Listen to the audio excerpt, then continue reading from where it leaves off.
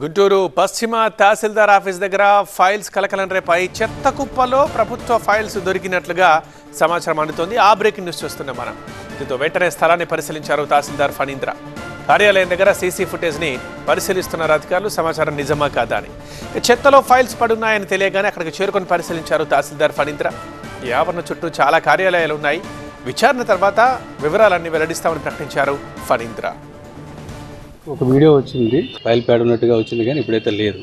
వాస్తవంగా అయితే మన ఆఫీస్ నుంచి అయితే ఎటువంటి ఫైల్ బయటకు పోయే మూమెంట్ లేదు. ఎందుకంటే 360 డిగ్రీస్లో కూడా దాదాపుగా ఆఫీస్ మొత్తం సీసీ కెమెరాలతో మనం కవర్ చేస్తున్నాం.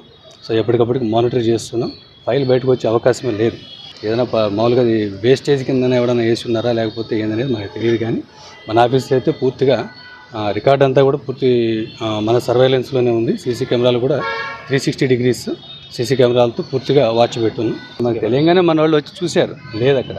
బట్ ఏదైనా ఆక్తాయి పని కూడా కావచ్చు, ఎందుకంటే ఇష్యూస్ నడుస్తున్నాయి కాబట్టి అలాంటిది కూడా ఏం జరిగే అవకాశం ఉంటుంది. బట్ మన ఆఫీస్ నుంచి అయితే ఒక ఫైల్ కూడా పోయేదానికి అవకాశం